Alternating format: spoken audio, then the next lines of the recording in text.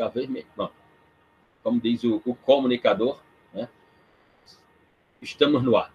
Bom, como dizia eu, vamos partir nessa ideia da memória ou da historicidade dos sistemas processuais penais, que já vemos, passamos por Roma e salvo engano, chegamos até a Germânia Antiga, né? Até o sistema processual germânico antigo, e é de lá que vamos continuar, portanto. Gostaria de mencionar acerca do conto de Kafka, A Colônia Penal, que, em regra, é publicado, vem uma publicação dual, junto com um outro conto chamado O Veredito. Né? São 2 contos bem curtos, algumas dezenas de páginas, não mais do que isso, mas extremamente contundentes. Seja O Veredito, que conta a história de um rapaz que toca os negócios do pai, mas sobre esse conto nós vamos nos referir mais à frente. E o segundo, que é A Colônia Penal. É a história, é um conto de um viajante, de um visitante, de um turista, que chega numa determinada cidade e toma conhecimento que tem uma colônia na cidade, uma colônia penal na cidade. E ele decide visitar a colônia penal. E na colônia penal tem, portanto, à luz da sua observação, tem ali a execução da pena criminal. E nessa colônia penal tem uma particularidade. A execução da pena criminal se dá por uma máquina, né? Por uma máquina em que o apenado fica deitado numa espécie de uma cama e tem uma máquina que tatua a sentença nas suas costas. O cumprimento da pena, o início do cumprimento da pena se dá exatamente pela execução dessa máquina nas costas do apenado, do condenado, do teor da sentença prolatada pelo magistrado. E o visitante observa aquilo e interpreta curiosamente. Então, pergunta ao diretor da colônia, e, portanto, o executor, o responsável pela execução da pena, efetivamente.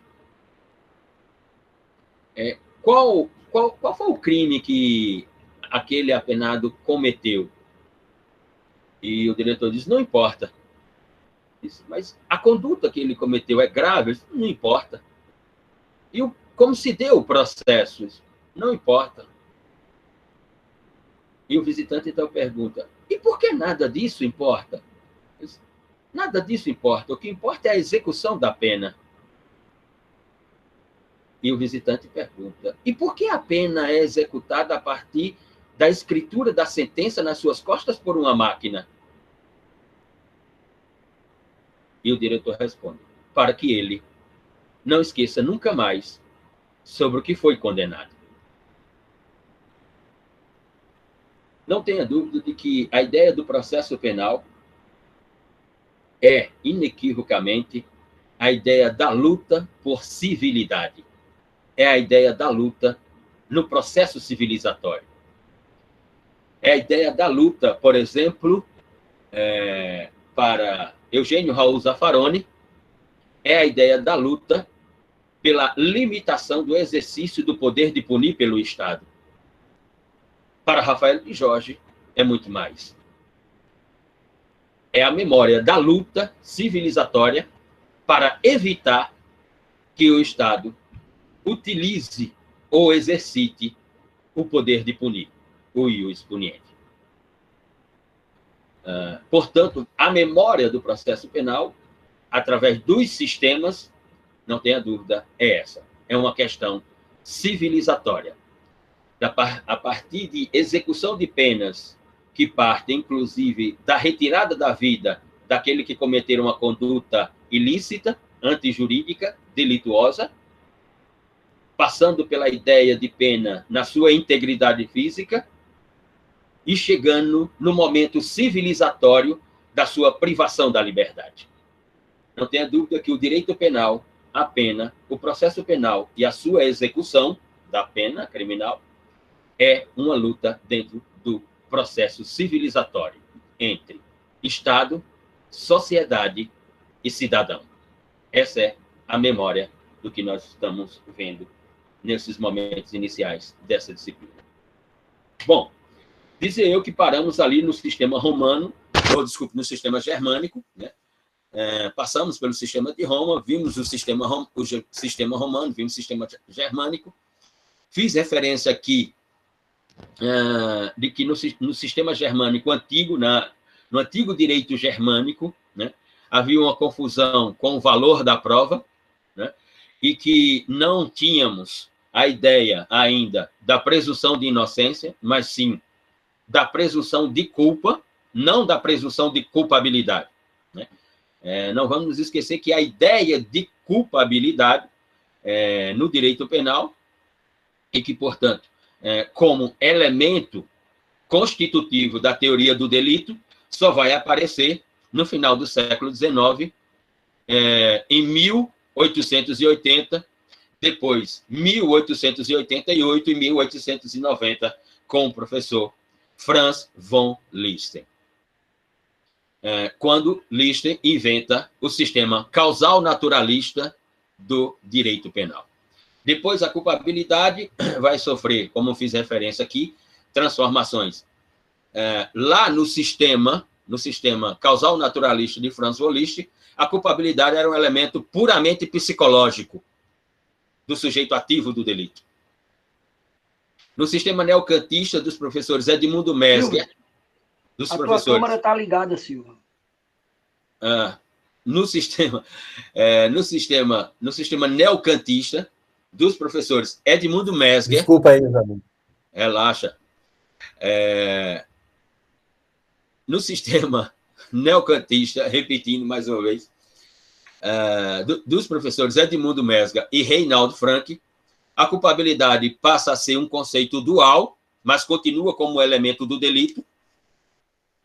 Passa a ser, portanto, um elemento psicológico normativo, quando Mesger faz a divisão da culpabilidade, né, dizendo que havia uma culpabilidade psicológica, mas que também deveria haver uma culpabilidade normativa, ou seja, a culpabilidade não precisava ficar unicamente a critério do auferimento pelo julgador, pelo juiz, e que era preciso, para os tipos penais, na escritura da norma, trazerem a própria descrição do que era a culpabilidade. Por isso que nós temos, na parte geral do Código Penal, o artigo 18, né, que traz a ideia de crimes culposos e crimes dolosos. E ali tem a explicação de quando eu estou à luz de um crime culposo, e quais os elementos do crime culposo, e o crime doloso, quais as categorias de dolo. E ali, portanto, tem a divisão da culpabilidade, transformada em psicológica e normativa.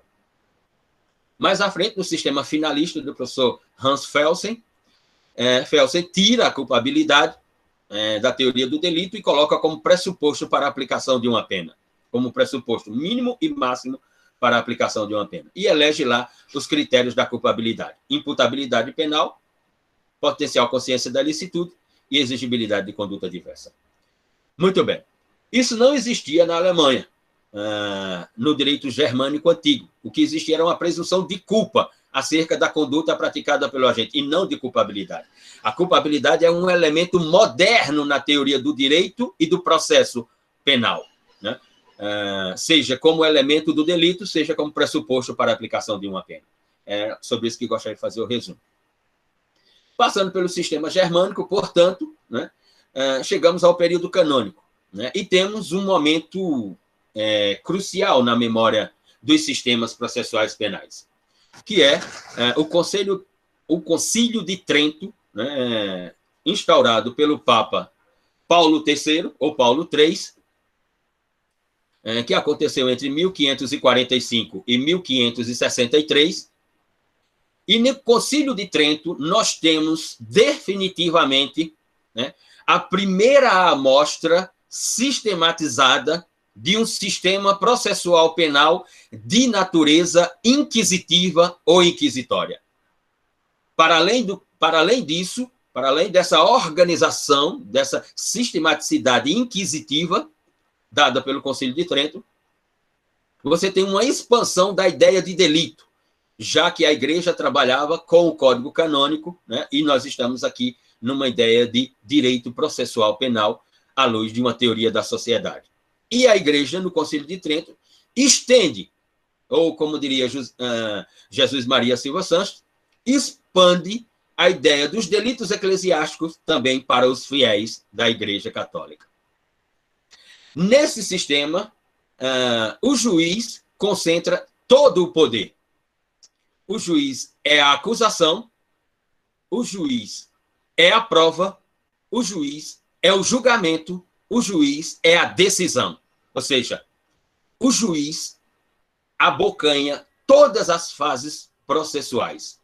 Ele se torna o centro do sistema processual penal inquisitivo, já que ele assume todas as funções dentro da ideia do processo. No Concílio de Trento, pelo sistema inquisitivo, a Igreja legaliza a tortura como um ato legal, como um ato processual penal legal e como um ato dentro do processo penal ou na própria investigação, que não há como diferenciar ali quando está o momento da investigação e quando está o processo penal, porque o juiz ele tem competência do início ao final, ou seja, ele é o órgão investigador, ele é o órgão acusador, ele é o órgão que produz prova, ele é o órgão do julgamento, ele é o órgão da decisão. Né? Então, a tortura se torna algo legal, tanto numa fase quanto na outra. Né? Não havia o direito de defesa, e nem tampouco a reserva espacial, do ponto de vista jurídico, para um momento da afirmação de direitos ou garantias dentro daquele processo. Sem falar que o processo corria na forma secreta. O juiz era que decidia se tornava o processo público ou não. Assim como a prolação da decisão judicial, a sentença também era de caráter de competência do juiz decidir pelo seu sigilo ou pela sua publicidade.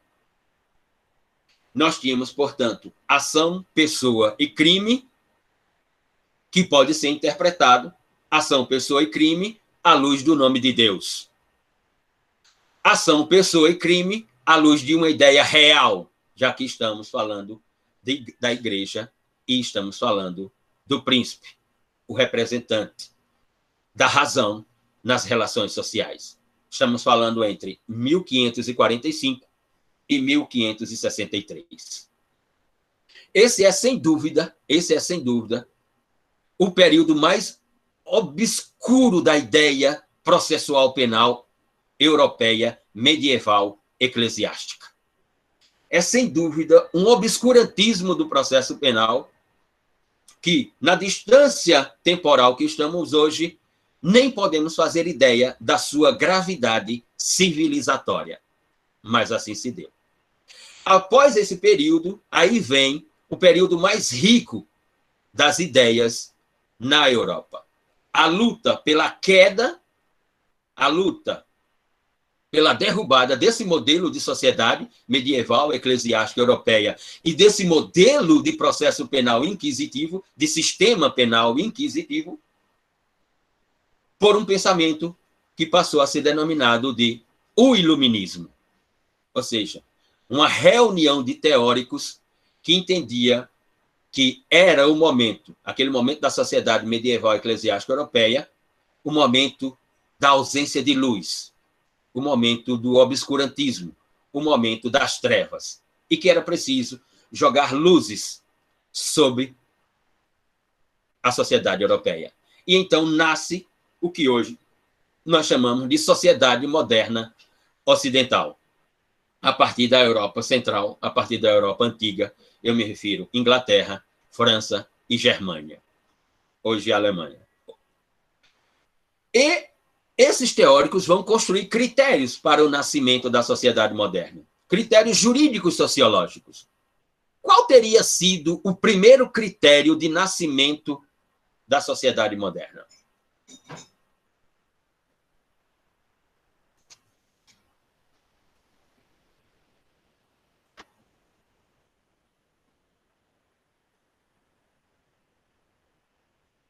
A liberdade é a primeira palavra porque ela constrói, digamos assim, a carta de intenções da sociedade moderna. A declaração de intenções da sociedade moderna é traduzida por 3 palavras: liberdade, igualdade e fraternidade. Liberté, igualité, fraternité. Mas do ponto de vista jurídico-científico da modernidade, você tem critérios elaborados pelos autores. Um deles, nós nos referimos aqui, e, aliás, o critério inaugural, né, colocado por Beccaria na sua obra De Delite et de la Peine, de 1764. Qual é o primeiro critério que Beccaria coloca ali para legalizar uma pena que ele entendia que era a pena condizente para a sociedade moderna, e essa pena deveria ser a pena privativa de liberdade e a negação de todas as outras categorias de pena: pena de suplício, pena de maus-trato, pena de banimento, pena capital. E ele diz, a pena vai ser a pena privativa de liberdade. E aí ele diz, o primeiro critério dela é... Qual foi esse critério?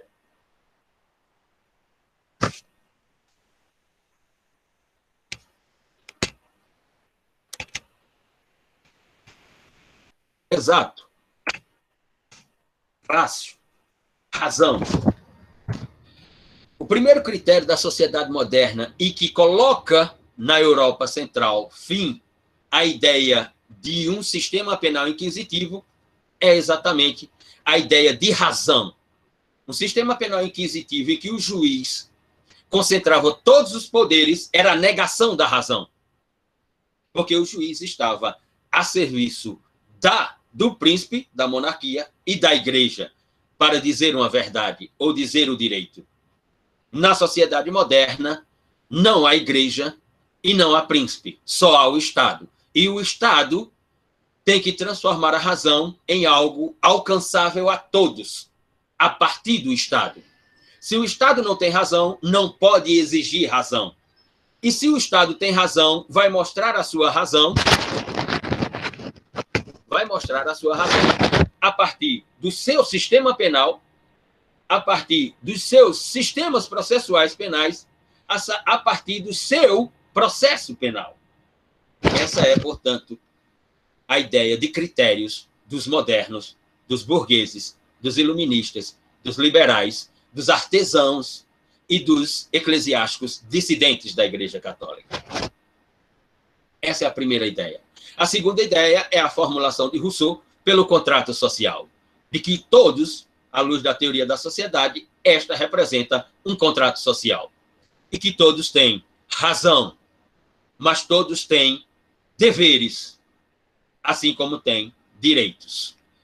Esse é o segundo critério, a formulação de um contrato social. E o terceiro é a limitação do exercício do ius puniendi pelo Estado, já que o homem é o ser livre na sociedade moderna. Então nasce definitivamente a ideia moderna de processo penal. Então, a primeira configuração é o Estado é detentor, é o legítimo detentor da ideia de segurança coletiva. O Estado é o garantidor da segurança coletiva, o que hoje nós chamamos de segurança pública. O Estado, através da razão, será o primeiro a negar a ideia de vingança privada. O ius puniendi é submetido ao monopólio público, ou seja, do Estado. Só o Estado tem a legitimidade e a legalidade do exercício do ius puniendi. Nenhuma outra instituição na sociedade moderna. Nasce, portanto, ou nesse momento pode-se afirmar que é o nascimento do processo penal, né, na sua autonomia parcial. A ideia de um sistema processual penal autônomo parcial, já que nós temos agora uma ideia processual penal dentro de algo maior, denominado de direito público. E o sistema do direito é o sistema do direito positivo, dentro da ideia da escola da exegese, da interpretação da lei. O juiz não é mais condutor da acusação. O juiz não é mais produtor da prova. O juiz não é mais a ideia do julgamento por si só e a decisão. Por quê? Porque o direito é público, o sistema é do direito positivo e o juiz agora é um intérprete da lei. O primeiro intérprete da lei. Ou aquilo que os franceses chamaram o boca da lei. Se a lei for negada, a lei do direito penal, do Código Penal, se o direito positivo é negado, a função do juiz é observar a norma, receber o caso concreto por um órgão público da acusação, traduzido na acusação, observar a norma, a narrativa da acusação, estabelecer um prazo para a defesa e depois decidir se houve ofensa da norma. Se houve ofensa da norma, o juiz é, portanto, o competente para reafirmar o poder normativo da lei. Quem é que faz um discurso parecido com esse, negando a ideia de bem jurídico e dizendo que, quando a norma é negada, ela tem que ser reafirmada. E só um personagem no sistema do direito pode reafirmar a norma ou reafirmar o poder normativo da lei.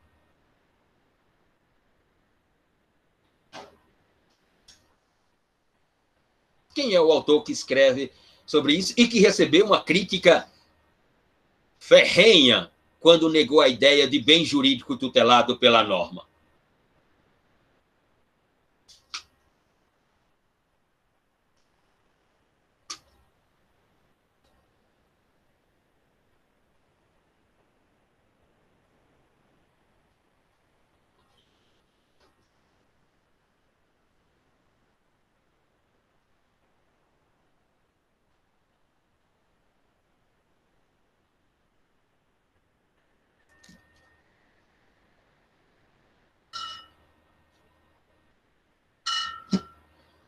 Professor Gunther Jacobs, da Universidade de Bonn, quando diz que não existe bem jurídico. A norma não está preocupada com a tutela de bem jurídico. Vida, sexualidade, patrimônio, integridade física, honra, etc. A norma está preocupada com a norma em ser reafirmada quando ela é negada. Podemos ter uma ideia de qual é o pensamento de Jacobs sobre o processo penal. Muito bem. E o método? O método nessa categoria de processo penal é o método sistemático. Então, pela primeira vez, nós temos o nascimento de uma teoria geral do processo penal que passa a ser conhecida como sistema acusatório parcial. Porque ainda nós não tínhamos, dentro dessa sistematicidade, a reserva jurídica, ou seja, a reserva jurídica legal, o espaço jurídico legal, para uma ordem de direitos fundamentais e garantias individuais. O processo penal, ele é acusatório parcial, porque a ideia da coleta de provas ainda é por um órgão de acusação público sem espaço ou sem um espaço organizado e sistematizado para a contestação dessas provas. É um sistema acusatório parcial ainda, em função de que o processo penal é interpretado como o espaço no qual acontecem ou devem acontecer as soluções dos conflitos, unicamente. É um lugar em que o Estado tem, comprovadamente, a limitação do exercício do ius puniendi. É um espaço imaterial no qual o processo penal e a jurisdição caminham junto. E a ideia de competência jurisdicional ainda está sendo construída. É um espaço no qual o procedimento é puramente formal, legalista. Dos atos judiciais e dos próprios ritos processuais. Estamos, portanto, à luz de processo penal acusatório parcial. Essa é a ideia defendida pelos autores na historicidade dos sistemas processuais penais. Antes de adentrar aos 3 sistemas exatamente, gostaria de ouvi-los acerca do texto que pedi que lessem. O texto de Francisco Campos acerca da exposição de motivos do Código de Processo Penal brasileiro de 1941, e assim podemos iniciar os debates acerca de qual é a natureza jurídica do processo penal brasileiro.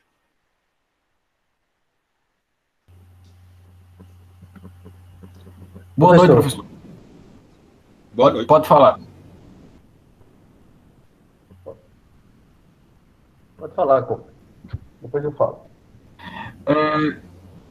No que se refere à questão do texto, né, antes de se adentrar à exposição de motivos em si, é interessante que o Brasil não tinha um Código Penal vigente em todo o território nacional antes de 1941. Na realidade, esse Código de Processo Penal veio em obediência ao mandamento constitucional de 1937. Antes de 41, vamos dizer, as normas que regiam o processo penal eram estadualizadas. Cada estado tinha o seu. Aí, após a promulgação do código, aí sim ele veio para viger em todo o território. Aí... Só uma parte, Antônio. Pois não. Diga lá, Silvio. Ô, professor, já que ele falou que não havia Código de Processo Penal... Não havia Código Penal. Havia. Ah, tá. Mas havia... Não havia Código de Processo Penal. Processo criminal. Como? Desculpa, não entendi isso. Havia uma lei de 1832, que era o Código de Processo Criminal. Eu fui pesquisar, porque na tratativa da exposição dos motivos, ela trazia como evoluções. Então, evolução a partir de quê, né? Aí eu fui ver qual era a lei. Era uma lei do Império. Então, era isso a parte que eu queria fazer, pedindo desculpa aí o colega Antônio. Não, tranquilo. Voltamos para Antônio. Adentrando-se ao texto, né? O próprio autor, né, Francisco Campos, que era ministro da Justiça à época, ele vai dizer que o Código de Processo Penal que seria realizado teria uma estrutura acusatória. Então, ele próprio vai dizer que deseja... que vai fazer, não, porque na realidade foi uma comissão de notáveis que fez. Como sempre. Dentre a comissão de notáveis, Nelson Hungria também e outros professores e notáveis. Mas ele dizia que o código teria uma estrutura acusatória. Sim. Todavia, quando se vai, a própria doutrina, e aí notadamente através de Alexandre da Rosa, Moraes da Rosa, vai dizer que esse código ele é, de certa maneira, arbitrário, autoritário. Ele confere muitos poderes à autoridade estatal e algumas vezes ele quebra com essa ideia de acusatório, porque ele não separa com categoria o órgão acusador do órgão julgador. Na verdade, não obstante, no texto, o Francisco Campos diga que seja um processo penal acusatório. Aliás, seja um código acusatório. E aí, no texto, ele vai dizer, diversas vezes, dá a entender que ele traz figuras jurídicas que questionam a própria posição dele, né? Questionam a própria estrutura acusatória do código. Aí tem diversas, né? A respeito da sentença, aí ele vai... tem 18 incisos. Aí, na sentença da ação penal, tem diversas fases. Mas, no final do texto, ele vai dizer que ele objetivou o equilíbrio entre o jurisprudente estatal e os direitos e garantias individuais. Então, basicamente, é isso. O código, a todo momento, buscou-se isso. Buscou-se um equilíbrio, o meio termo, entre o direito de punir e os direitos individuais. Professor, eu queria, então, fazer umas considerações aqui do anotei em relação à leitura. O Antônio já falou aí do princípio, né? Ele começa também falando sobre reduzir as unidades, né, no processo. Isso, na verdade, é uma explicação, como o próprio nome do texto diz, exposição de motivos para aplicação desse novo Código de Processo, né? Certo. E tem uma série de momentos que ele diz que ele coloca como avanço. Avançar para reduzir a desigualdade no processo, reduzir as nulidades, ampliação do flagrante do delito. Aí tem uma parte que eu não entendi e eu queria trazer aqui para o nosso debate, é em relação à reparação do dano ex-delito, né? Ex-delito. Ele fala... Isso eu não entendi, porque ele trata do tema como se no direito penal houvesse ainda o direito de reparação. E, ao meu ver, é uma coisa antiga, né? Pelo menos ultrapassada já nessa época, né, professor? Sim, a ideia do direito de reparação, em 1941, a ideia da Comissão de Notáveis, que estava lá, sem dúvida, como se referiu o Antônio, aquele que é apontado como o principal penalista da memória do direito penal brasileiro, o professor Nelson Hungria, ela era discutida para o momento da fixação da pena, se o juiz poderia acumular, digamos assim, o juiz poderia, na interpretação ainda, chegar à conclusão de que, para além da pena específica, se o caso necessitava uma reparação de dano à vítima, dependendo do tipo penal praticado. Isso não subsistiu durante muito tempo na memória seguinte do processo penal, em direção à segunda metade do século XX. Mas era uma questão sobre a competência do magistrado. Outra coisa, professor, era a forma do processo. Outra coisa que eu não entendi. Ele tomava o processo sumário quando a pena fosse apenas de contravenção. Uhum. O que viria a ser o processo sumário? Não haveria investigação do Ministério Público? O nome já diz, o processo é sumário, o juiz julga o mais rápido possível, dentro da sua livre convicção, dentro da formação da sua livre convicção, por entender que a conduta praticada ela é de menor potencial ofensivo, já que nós estamos no campo das contravenções, e não no campo dos delitos. Ou, como gostam os penalistas, estamos no campo dos delitos nanicos, as contravenções. O que já há bom tempo já não subsiste no processo penal. Outra coisa a se valorizar é o surgimento do habeas corpus, né? O aparecimento do habeas corpus, né? Inclusive tornando, como é que eu posso dizer, possível chegar até o Supremo, né? Ele já citava isso, né? Sim. O habeas corpus, na primeira metade do século XX, na ideia processual penal brasileira, provavelmente seja a principal conquista civilizatória em território nacional, seja o Instituto do habeas corpus. Já que ele, em outras culturas jurídicas, e aqui eu me refiro à Europa, é uma prática antiga, antiguíssima, mas para nós ele só chega no século XX, efetivamente. E no próprio século XX, né, através de um ato institucional, ele é excluído, né, do sistema do direito.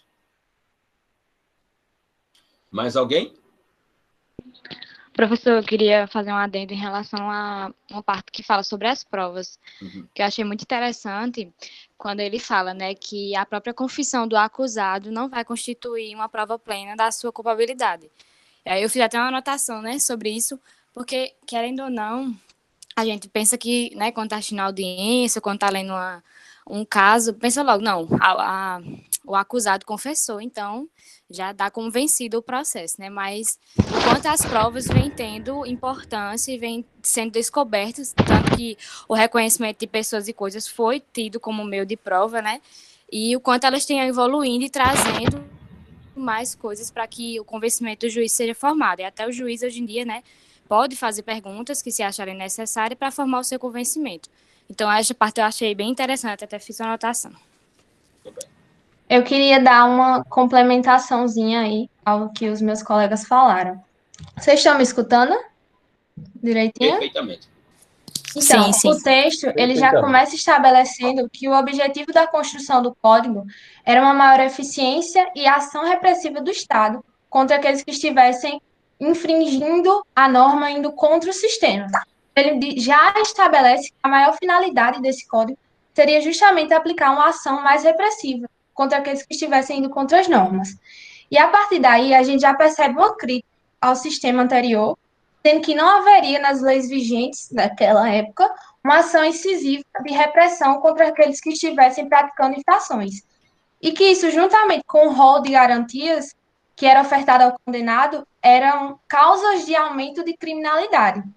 E que o código, ele traria, ao estabelecer o código, ele traria uma diminuição nessa criminalidade, porque ele buscaria agir de forma mais repressiva contra a ação dos criminosos. E a gente vai ver isso se repetindo inúmeras vezes ao longo do texto. Inclusive, esse objetivo de fazer com que a atividade do Estado ela seja mais repressiva, incisiva. Inclusive, quando ele fala da restrição ao princípio do indúbio pro réu, que é um dos princípios que está dentro do rol de garantias do condenado. Daí a gente já consegue extrair que há uma necessidade de se restringir essas garantias ofertadas e uma necessidade de maior repressão do Estado. E, novamente, na parte das provas, a gente vai ver uma postura mais, de certa forma, inquisitória, porque, inclusive, colocando o juiz em uma postura de buscar essas provas, inclusive no próprio inquérito policial. Então, acaba atribuindo uma postura mais ativista. Então, inúmeras vezes ao longo da leitura do texto, a gente confirma essa adoção de uma postura mais repressiva e de restrição de determinadas garantias, que pode acabar, de certa forma, permitindo julgamentos mais inquisitórios, apesar de dizer que existe um equilíbrio. E só completando o que a Ana Clara estava falando, que eu achei muito interessante, que ao longo do texto ele traz, principalmente no começo, né, ele faz muitas críticas a essa questão de que precisa ser mais severo, precisa ser mais rigoroso a aplicação da justiça penal.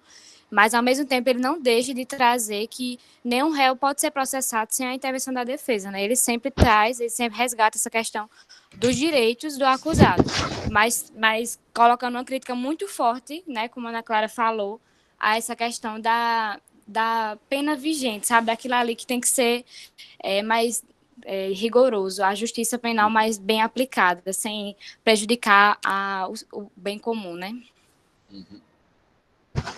E estabelece critérios para prisão flagrante, prisão preventiva, né, professor? Sim. Professor, só para finalizar a minha parte aqui, é interessante que ele fala a respeito, no tópico que ele fala a respeito do inquérito policial, ele fala a respeito do juiz de garantias, né? Sendo que ele não utiliza essa nomenclatura, ele utiliza juiz de instrução. Isso. Aí, a princípio, eu pensei que era a mesma coisa, deve ser, efetivamente. Ele se posicionou, Francisco Campos se posicionou favorável a esse juiz de garantias, mas disse que deixaria de aplicar em razão de impossibilidade geográfica. Porque como as comarcas seriam distantes, que seria difícil de deslocamento do magistrado, ele deixaria de ser aplicado e realmente não foi, né? Então, só para destacar que não foi isso, né? Então, só para destacar a figura do juiz de garantias aqui, desde essa época já se falava. Para terminar a minha parte aqui também, rapidinho, outra parte que eu achei bem interessante no texto é quando ele fala da reparação do dano ex-delicto, né? Que ele fala da questão da atuação civil dentro do processo penal. E realmente é uma coisa que a gente, quando está lendo uma sentença, né? A gente estudando direito, quando está lendo uma sentença, chega lá no finalzinho, tem aquela parte, né? Sobre reparação do dano e tudo mais, que é uma parte da esfera civil, a pessoa fica se perguntando, né, porque está aqui. Ele faz uma crítica bem grande, né, em relação a isso, falando também que a obrigação de reparar o dano não tem a ver com o direito penal, e acaba trazendo aí, fazendo a gente refletir bastante sobre essa separação, né, entre a ação penal e a ação civil, porque, querendo ou não, ele fala no texto que para dar, a justiça quer fazer um adendo, né, para abrir uma margem aí e acabar juntando os dois. Só que muitas vezes acaba atrasando, como se a ação penal fosse esperar a ação civil para dar aquele resultado final. Mais alguém? Professor, boa noite. Boa noite. Está dando para ouvir claramente? Perfeitamente, Júlio. No tópico das provas, só um parênteses bem rapidinho aqui, eu pude estabelecer um paralelo muito grande com o primeiro texto que o senhor passou, porque lá fala o seguinte, que o juiz deixará de ser um espectador inerte para que, em detrimento de uma busca pela verdade, ele possa solicitar provas que ele ache conveniente para o andamento do processo, né? Tendo em vista justamente essa verdade. Então, dá para ver que, na exposição de motivos, ele já tem uma intenção clara em pautar o processo em busca de uma verdade do que em garantias do direito do acusado e etc. Exatamente. Dá para perceber tranquilamente que a busca pela verdade, ela antecede a ideia de organizar ou sistematizar o rol de garantias dentro do processo, né? Mas nessa engrenagem, em toda essa engrenagem, a partir de 1941, não falta uma peça nessa engrenagem? Em toda a narrativa de Francisco Campos, em toda a construção do Código de Processo Penal, nós já tínhamos o Código Penal do ano anterior. Não falta uma peça nessa engrenagem?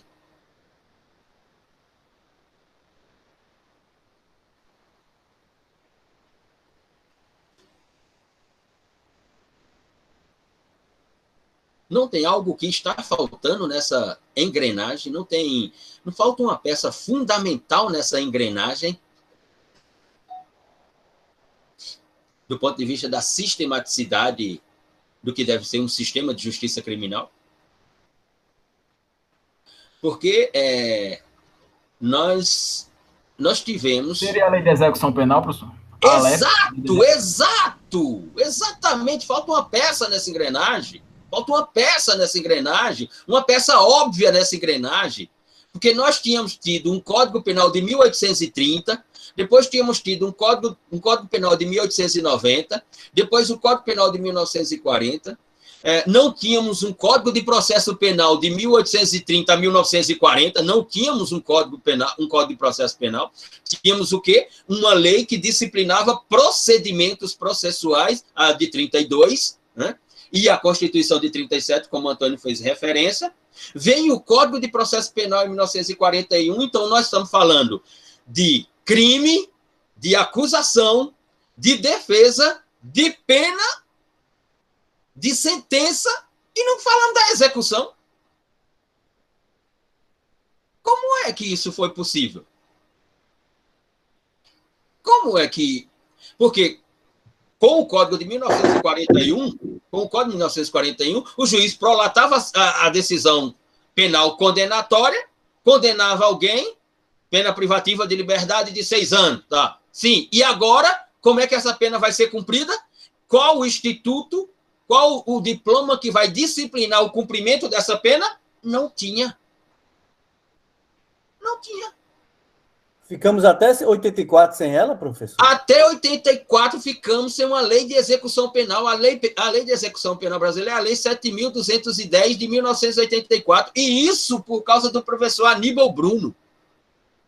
Por causa do professor Aníbal Bruno, do Recife, radicado no Rio de Janeiro, que escreve a lei 7.209 de 84, que é a exposição de motivo, parte geral e parte especial do Código Penal. E ele diz, nós não temos uma lei de execução penal. Como isso é possível?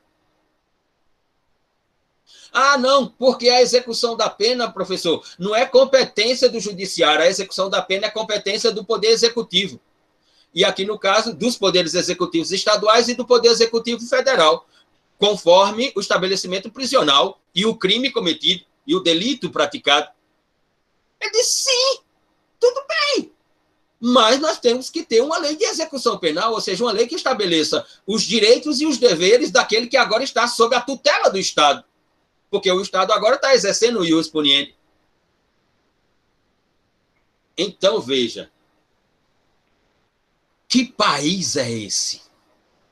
Nós ficamos de 1830, do primeiro Código Penal, até 1984, sem uma lei de execução penal que disciplinasse os direitos do preso e os seus deveres. 154 anos, 1 século e meio sem uma lei disciplinatória de direitos e deveres do apenado, do condenado. Essa ainda é uma discussão que foi travada por Aurí Lopes Júnior e Ada Pellegrini Grinover sobre a natureza jurídica da execução penal. Essa questão ela só veio ser disciplinada com a criação das varas de execução criminal. Porque aí o juiz, eu tenho um juiz prolator da sentença, um juiz que prolata a sentença e diz qual a pena a ser aplicada, e o juiz da execução criminal, da execução penal, que recebe o processo com a sentença condenatória e a aplicação de qual pena tem que ser executada. E ele assume o caso. O juiz sentenciante, o juiz monocrático, encerra o seu trabalho com a aprovação da sentença. A partir de então, é competência do juiz da execução criminal tocar o processo. E a defesa acompanhar a execução criminal relacionada aos direitos do seu cliente, o apenado, e os respectivos deveres desse apenado, mas só a partir de 1984. Então, agora vocês podem ter uma ideia porque eu utilizei a expressão luta no processo civilizatório. A ideia do processo penal. Posto isso, portanto, então vamos ao sistema de processo penal, ou aos sistemas de processo penal, digamos assim, né? Partindo da ideia de investigação, já da ideia de investigação, e aqui eu vou pegar as duas redações, a redação do Código de Processo Penal de 1941, para notarem a luta pela conquista do processo civilizatório, ou a luta pelas conquistas no processo civilizatório. Comecemos com um instituto, o qual recebe legalmente a ideia de momento da investigação, que é o inquérito policial, ali do artigo 4º do Código de Processo Penal ao artigo 23. Então, eu vou aqui só me socorrer de algumas redações que estão no Código de 1941, para fazermos um estudo comparativo sobre o que está no Congresso para ser votado. Então, vamos lá. O artigo 4º, e olha o artigo 4º já com redação dada pela Lei 9.043 de 1995. A Polícia Judiciária será exercida pelas autoridades policiais no território de suas respectivas circunstâncias e terá, por fim, a apuração das infrações penais e da sua autoria. Tem um parágrafo único, a competência definida neste artigo não excluirá a de autoridade administrativa, a quem por lei cometida a mesma função. Nos crimes de ação pública, o inquérito policial será iniciado. E aí tem os critérios de 2 incisos, parágrafo, alíneas, parágrafo 2º e lá. Toda vez que o crime cometido for de ação pública, o inquérito será instaurado mediante ofício da autoridade judiciária, da autoridade delegada de polícia. Ou mediante requisição da autoridade judiciária ou do Ministério Público. E aí tem digamos assim, o dissecamento do que é o inquérito policial. Vamos para o artigo 4º, que não é 4º, né? Do projeto de lei 8045/2010, que fala da investigação criminal. Primeiro não fala do inquérito policial, fala da investigação criminal. Olha a redação que lá está. Toda investigação criminal deve assegurar o sigilo necessário à elucidação do fato e à preservação da intimidade e vida privada da vítima, das testemunhas, do investigado e de outras pessoas indiretamente envolvidas. Ou seja, toda e qualquer investigação deve ser pautada pelo sigilo, a investigação criminal. E tem um parágrafo único. A autoridade diligenciará para que as pessoas referidas no caput deste artigo sejam submetidas à exposição dos meios de comunicação. A autoridade diligenciará para que as pessoas referidas no caput deste artigo não sejam submetidas à exposição dos meios de comunicação. Lembram do texto, lembra do fragmento do texto de Carnelucci, sobre as misérias do processo penal, que há uma incompatibilidade entre a ideia de direitos fundamentais o direito de acusação e a exposição das pessoas e o direito de liberdade de imprensa, eles são incompatíveis. Aqui está, no artigo 10 do projeto de lei. Diz o artigo 11. É garantido, vou pegar aqui a outra redação, é garantido ao investigado e ao seu defensor acesso a todo o material já produzido na investigação criminal, salvo no que concerne estritamente as diligências em andamento. Ou seja, à luz do novo Código de Processo Penal, toda e qualquer diligência pela autoridade do delegado de polícia, primeiro, deve ser comunicada ao membro do Ministério Público, que é o titular da ação, porque o crime é de ação penal pública. Segundo, encerrada a diligência, a defesa técnica tem legalidade para analisar o resultado da diligência e já ir preparando a defesa do seu cliente. Ainda diz esse artigo, no parágrafo único, o artigo 11. O acesso a que faz referência o caput deste artigo, o acesso ao resultado das diligências deste artigo, compreende consulta ampla, apontamentos e reprodução por fotocópias ou outros meios técnicos compatíveis com a natureza do material produzido na diligência encerrada. Isso inexiste no Código de Processo Penal de 1941. Isso aqui dá natureza acusatória ao processo penal e transforma o sistema processual penal brasileiro num sistema acusatório desde a investigação e não da persecução penal do processo penal. Desde a investigação e não do processo penal. Diz o artigo 12. É direito do investigado ser ouvido pela autoridade competente antes que a investigação criminal seja concluída. Parágrafo único. A autoridade tomará as medidas necessárias para que seja facultado ao investigado o exercício do direito previsto no caput deste artigo, salvo impossibilidade devidamente justificada. E, finalmente, uma previsão no artigo 13, extensa, que não tem registro no nosso Código de Processo Penal.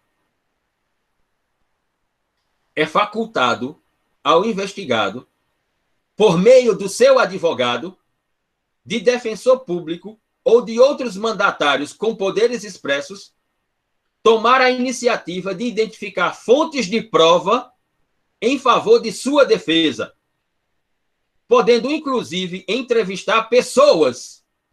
E aqui tem um complicador. Significa dizer que o investigado, através do seu advogado ou alguém com poderes constituídos, poderá entrevistar pessoas que podem dizer sobre o fato acontecido. O código aqui, que traz uma previsão interessante, mas, por outro lado, pode causar um dano imenso, não diz como se dará essa entrevista. O código, o legislador não colocou qual é o procedimento dessa entrevista. No parágrafo 1º diz: as entrevistas realizadas na forma do caput. Qual é a forma do caput? Entrevistas realizadas deste artigo deverão ser precedidas de esclarecimentos sobre objetivos e consentimento formal das pessoas ouvidas. Se uma pessoa não quiser ser ouvida, se uma pessoa não quiser dar a entrevista e ela tiver uma informação importante para a investigação e ela não quiser ser ouvida. 2. A vítima não poderá ser interpelada para os fins de investigação defensiva, salvo se houver autorização do juiz das garantias, sempre resguardando o seu consentimento. Então, no novo código, instaura-se taxativamente prevista a ideia da defesa ou a ideia defensiva técnica na fase de investigação. Diz o parágrafo 3º do artigo 13. Na hipótese do parágrafo anterior, o 2º, deste artigo, o juiz das garantias poderá, se for o caso, fixar condições para a realização da entrevista. Então aí, como é que se dará? Então, o advogado, na fase de investigação, tem que provocar o juiz das garantias para requerer a ele qual será a forma do procedimento para se efetivar as entrevistas, ou é o juiz das garantias de ofício se adiantando ao constituído do investigado? Isso é a doutrina que vai ter que escrever para decidir qual é o procedimento. Parágrafo 4º. Os pedidos de entrevista deverão ser feitos com discrição e reserva necessárias, em dias úteis e com observância do horário comercial. Sim. E o parágrafo 5º, definitivamente. O material produzido poderá ser juntado aos autos do inquérito a critério da autoridade policial. Como é que é? O material produzido poderá ser juntado aos autos do inquérito a critério da autoridade policial. Espera aí. Não é uma ideia defensiva técnica na fase de investigação? A entrevista não é de ofício ou autorizada pelo juiz das garantias? Então, por que é o delegado que tem que decidir se ela vai para o inquérito ou não? Se o advogado constituído do investigado quiser peticionar juntando no inquérito, por que a decisão fica com o delegado? Se quem autoriza as entrevistas não é o delegado, e sim o juiz de garantias.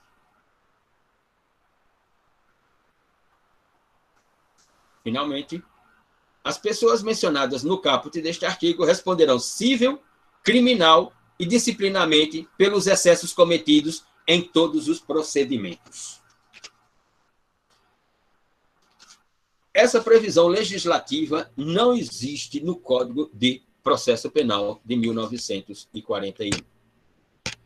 São construções ou inovações que pode-se dizer, ou podem se dizer... Qual é essa PL, professor? Desculpe, não entendi, Silvio. O senhor estava lendo aí uma proposta de lei, né? Eu estou lendo o projeto de lei, o PL 8045/2010, artigo 13, que já foi fechado, está para ir ao plenário para votação. Só falta alguém provocar, colocando no plenário para votação. Os trabalhos já foram concluídos. A comissão de notáveis já fechou. Isso já faz um bom tempo.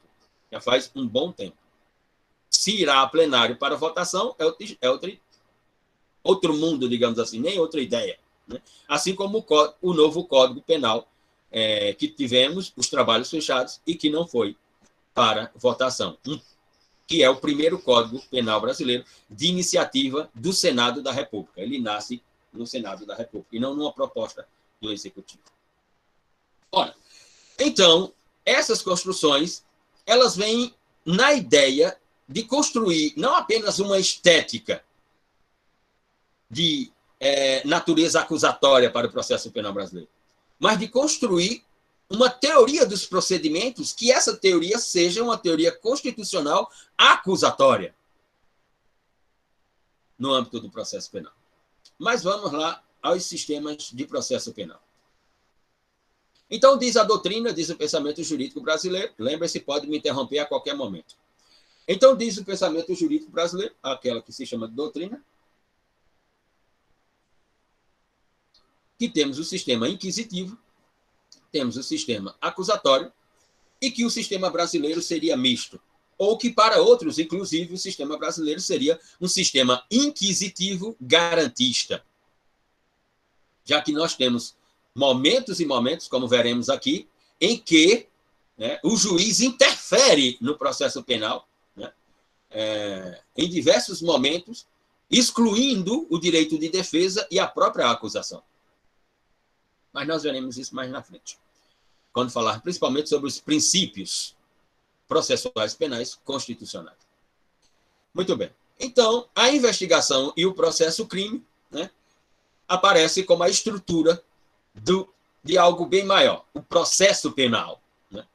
Essa construção, portanto, ela se dá por uma ideia de equilíbrio do que seja as funções entre acusação e defesa. Mas nós temos 3 modelos: o inquisitivo, o acusatório e o misto. Bom, no primeiro modelo, né, nós temos a concentração de poder nas mãos do juiz. Né? O juiz tem a função global, digamos assim, a partir da investigação, mas ela é traduzida mormente no momento da acusação. O juiz assume a própria função de acusação. Nesse modelo, no modelo inquisitivo, aquela ideia da confissão, né, aparece como prova. Né? Então, a confissão pelo acusado produz prova. O procedimento é escrito com momentos de oralidade em todo o rito do processo penal. Todos os atos ou todos os procedimentos nessa categoria de processo correm na forma sigilosa. Eu tenho uma mitigação do contraditório e do exercício da defesa. E olha que eu estou utilizando aqui uma palavra suave: mitigação do contraditório e do instituto da defesa criminal. Não estou nem dizendo que no processo inquisitivo, no sistema processual penal inquisitivo, há uma exclusão do contraditório e da ampla defesa ou da defesa técnica. No sistema acusatório, que para a maior parte dos autores é um sistema ainda em sonho, como, por exemplo, como está previsto no PL 8045/2010, nós temos a divisão sistemática dos órgãos dentro do processo penal. Nós temos quem investiga, nós temos quem acusa, nós temos quem defende, nós temos quem julga e decide. Isso sistematicamente previsto. Esse é o modelo ideal, dizem a maior parte dos autores. Né? A ideia de um sistema processual penal acusatório é o sonho civilizatório para toda a nação. E nesse modelo nós temos a liberdade de acusação e o asseguramento da defesa técnica. Nós temos o estabelecimento da isonomia entre as partes, acusação e defesa. Nós temos obrigatoriamente previsto a ideia normativa da publicidade dos atos ou dos procedimentos praticados no âmbito do processo penal, o exercício pleno do contraditório, a sistematicidade de uma ideia recursal, a ideia de recusa do julgador em antecipar procedimentos judiciais, o estabelecimento previsto normativamente da produção da prova lícita pela teoria dos procedimentos de produção de prova e a ideia acusatória de um processo penal acusatório que parte do pensamento da liberdade do réu e não da prisão do mesmo. Ou seja, de que a ideia da utilização das prisões cautelares, como a preventiva e a provisória, ela se dará como uma espécie de última ratio do processo penal acusatório, e não como ideia de prima ratio do processo penal acusatório, para utilizar uma expressão do professor Winfried Hassmann. Então, essa é uma descrição de um sistema processual penal acusatório. No sistema processual penal misto, ou, para alguns, no sistema processual penal inquisitivo, mas garantista, né, e que o sistema misto aparece lá na Revolução Francesa, ainda dentro do iluminismo. Lembrem, quando nós estávamos falando lá na memória dos sistemas processuais penais, de que os autores interpretavam aquele momento do iluminismo como um sistema processual penal acusatório parcial. Por quê? Porque ele tinha momentos inequívocos de inquisição, digamos assim. Então, lá na Revolução Francesa, aparece. E que tem... Professor, Auri Lopes Júnior chama o sistema misto de ilusório, né, no livro dele. Chama o sistema misto de...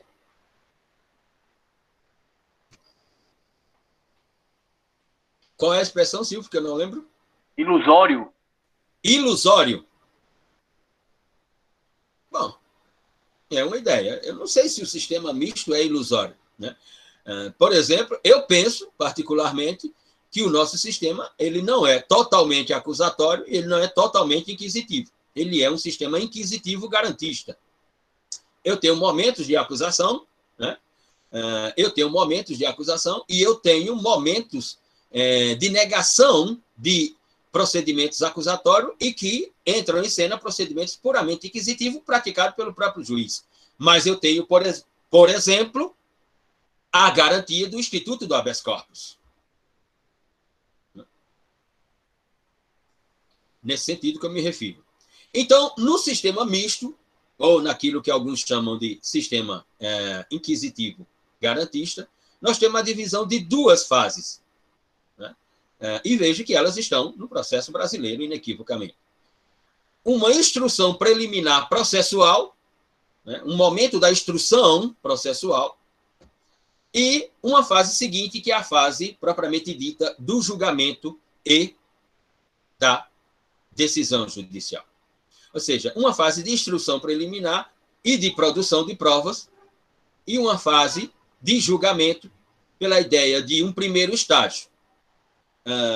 Eu tenho momentos pré-processuais que eles se caracterizam extremamente inquisitivos, como é o caso do inquérito policial, né? Com a ideia de que o delegado de polícia é o detentor do inquérito policial e, portanto, de todos os procedimentos praticados na fase pré-processual, mas eu tenho, em seguida, no próprio Código de Processo Penal, uma previsão de que o juiz não pode prolatar a decisão penal com a produção de provas unicamente realizadas nessa fase, na fase, portanto, do inquérito policial. E, à luz dessas três previsões sobre os sistemas processuais penais, tem o sistema processual penal brasileiro. Para alguns, o próprio sistema processual penal brasileiro tem momentos dentro do sistema que nós podemos chamar de oficioso. Mas, para a doutrina brasileira, nós podemos afirmar que o sistema processual penal brasileiro, não na sua completude, mas na sua maior parte da teoria dos procedimentos, está à luz de um sistema constitucional processual, já que o Código de Processo Penal não nega, e sim, pelo contrário, afirma momentos determinados para a colheita de prova ou para uma colheita inicial de provas. E o inquérito policial aparece, né, como momento inicial de colheita de prova, mas o próprio Código de Processo Penal disciplina que só a produção de prova, como disse minutos atrás, na fase inquisitorial, que é a fase do inquérito policial, não pode haver a prolação da sentença de natureza condenatória. Mesmo o inquérito policial podendo ser corrido em sigilo, né, mesmo o inquérito policial não tendo ou não admitindo o contraditório e nem tampouco a ampla defesa, mesmo nós podendo, todos nós, observar a ideia da conduta da investigação sempre à luz de uma desconfiança do imperativo constitucional nos procedimentos de investigação. Mas o julgador vai ter que exigir a prova técnica para uma prolação de sentença condenatória. No âmbito do inquérito, nós temos uma previsão que ela é interessante e não está lá no Código de Processo Penal, mas quando o inquérito é instaurado, se socorre ao Código de Processo Penal, que é a previsão que está lá no Regimento Interno do Supremo Tribunal Federal, nos artigos 43 e 44, que concede legalidade à Corte Constitucional instaurar inquérito para investigação. É constitucional uma Corte Constitucional poder instaurar inquérito para investigação. O juiz que instaura o inquérito é o juiz que coordena o procedimento de investigação e o juiz que prolata as decisões no âmbito desse inquérito, utilizando o regimento interno da Casa, o Código de Processo Penal, a Constituição Federal. É constitucional essa previsão de inquérito?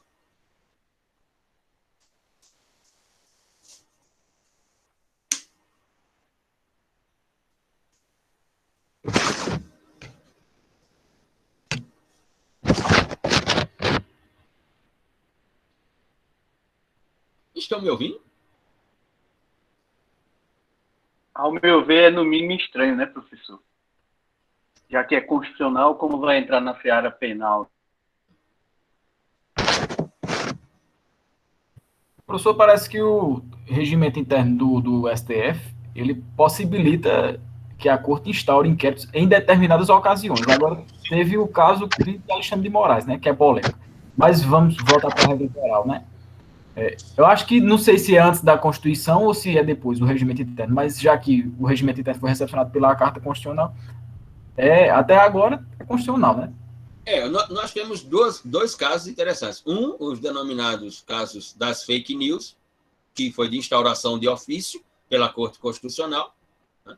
E o caso mais recente, que as decisões foram tomadas no âmbito do inquérito policial, né, da investigação do deputado. Os casos são conexos, já em função de que o deputado era indiciado naquele inquérito das fake news, né, e as decisões foram tomadas no âmbito do inquérito. O regimento é anterior à Constituição, né, e o Supremo Tribunal Federal afirma que os artigos 43 e 44 foram recepcionados pela Constituição. E como é a Corte Constitucional que diz o que é recepcionado e o que não é, então ele é constitucional. Embora eu aqui pense que de constitucional não há absolutamente nada nos artigos 43 e 44 do Regimento Interno do Supremo Tribunal Federal, porque, como se referiu o Silvio aqui, é no mínimo estranho que uma corte tenha um instrumento de inquérito, né, à sua disposição e ela instaure um inquérito de ofício, né, sem nenhuma provocação da Procuradoria-Geral da República, ela instaura o inquérito de ofício e ela própria conduz a investigação e ela própria toma decisões no âmbito do inquérito. Isso não tem absolutamente nada a ver com natureza acusatória. Absolutamente nada a ver com natureza acusatória, sob a nossa observação. Mas voltemos ao processo penal brasileiro, né? Que para a doutrina, ou para uma boa parte da doutrina, ou uma certa parte da doutrina, é um processo penal substancial de caráter formal. Eu tenho uma teoria dos procedimentos e eu tenho uma previsão legal sobre essa teoria dos procedimentos. E que se caracteriza, em determinados momentos, por atos, nessa teoria do procedimento, inquisitórios garantistas. Teria uma doutrina de tradição que afirmaria que, no caso da observação brasileira, né, que afirmaria que o nosso processo penal tem uma tradição puramente inquisitiva. Ora, se formos na Lei 11.690 de 2008, se formos no artigo 155 caput do Código de Processo Penal, nós podemos ver essa natureza traduzida pela doutrina brasileira, né? Já que, nesses momentos, inclusive no artigo 156, inciso 3, os procedimentos ficam facultados ao juiz. Eu vou até aqui a um desses artigos, vou puxar aqui, por exemplo, vamos lá.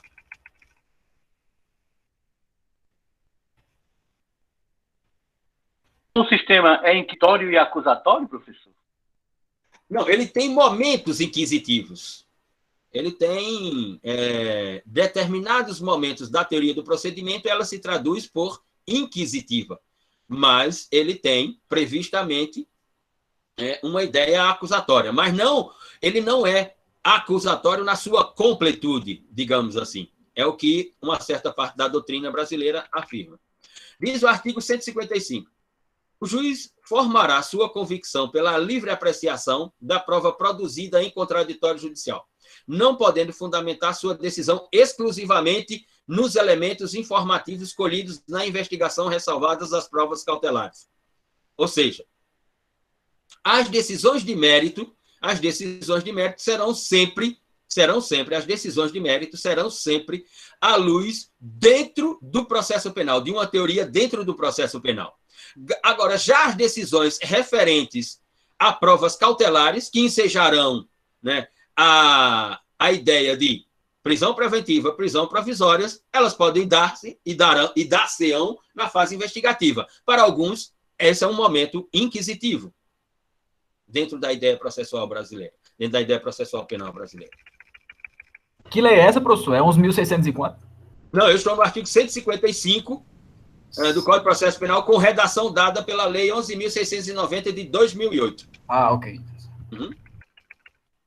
E depois, no próprio artigo 156, o legislador, também da Lei 11.690 de 2008, diz: a prova de alegação incumbirá a quem fizer, sendo, porém, facultado ao juiz de ofício. Veja como essa previsão ela é dúbia, veja como ela é acusatória e inquisitiva ao mesmo tempo. Ou seja, na primeira parte da norma, o legislador coloca: a prova da alegação incumbirá a quem a fizer. Ou seja, Ministério Público, se o crime é de ação penal pública, cabe ao Ministério Público que acusa produzir a prova. Porém, é facultado ao juiz de ofício também. Ora, num processo acusatório, como é que eu posso trabalhar com a ideia no campo da produção de prova com a previsão normativa de facultado ao juiz de ofício? Isso não tem natureza acusatória. De maneira alguma tem natureza acusatória. Pelo menos, imaginamos, pelo menos é a observação que construímos, digamos assim. Não vejo a natureza acusatória numa previsão de norma que faculta ao juiz de ofício produção de prova. O juiz não pode produzir prova. Num processo penal acusatório, não posso admitir que o juiz produza prova. Eu não sei se foi Ingrid ou se foi Ana Clara que mencionou aqui, mas nós temos no processo penal, professor, o momento que o juiz faz pergunta. Sim, o juiz fazer pergunta, estou de acordo que isso ainda tem natureza acusatória no processo do juiz fazer pergunta para a formação da sua livre convicção. Mas o juiz produzir prova de ofício na forma facultativa, eu penso que não tem natureza, digamos assim, acusatória, essa previsão. Na nossa interpretação, isso extrapola qualquer ideia, portanto, de natureza acusatória no processo penal brasileiro. Bom, posto isso, né, vamos, portanto, ao tópico seguinte, que são, ou que estaria relacionado, ou que estão relacionados, àquele ponto crucial da teoria do processo penal, que são os princípios processuais penais constitucionais. Mas antes, deixemos aqui uma estrutura dessa ideia do processo, na nossa interpretação.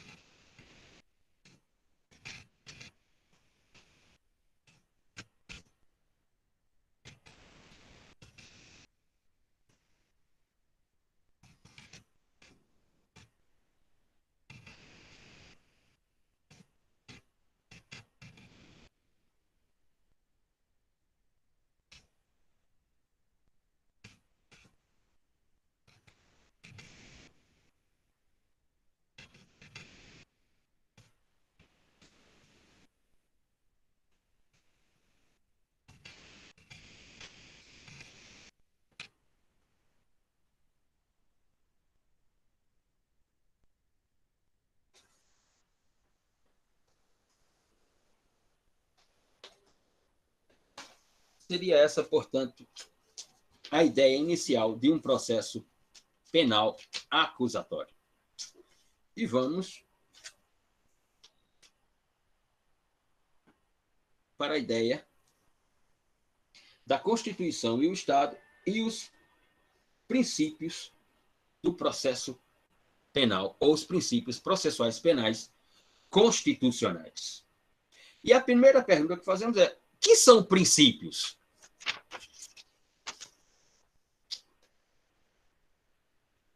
O que são os princípios? Qual a definição de princípio? Qual é o conceito de princípio?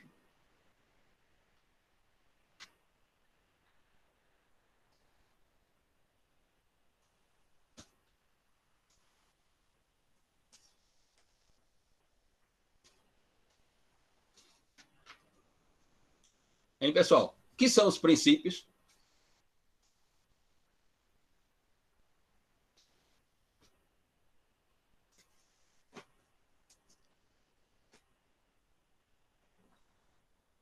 Foi uma pergunta.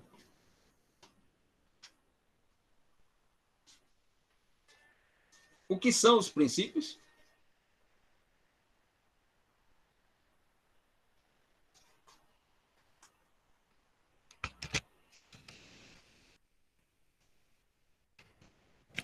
Professor, é um conteúdo normativo com um grau de abstração maior. Como é que é? Conteúdo normativo com maior grau de abstração. Como conteúdo normativo? Qual foi o órgão legiferante que construiu o princípio? Por isso que ele é mais abstrato, porque ele não está prevendo situações subjetivadas, entendeu? José, que ele é abstrato é só pronunciar a expressão dignidade da pessoa humana. Que coisa mais abstrata? Estou perguntando como é que... Veja, como é que ele é normativizado? Ou seja, como é que ele nasceu? Como é que ele foi criado? Por exemplo, vamos lá. A Lei 10.886 de 2004. Aí eu digo como ela nasceu. Teve um estudo de criminologia que identificou que as mulheres eram vítimas de violência pelos seus companheiros no ambiente do lar. Aí interpretaram que aquela forma de violência deveria ser um crime de lesão corporal dolosa na forma doméstica. Criou-se o parágrafo 9º do artigo 129.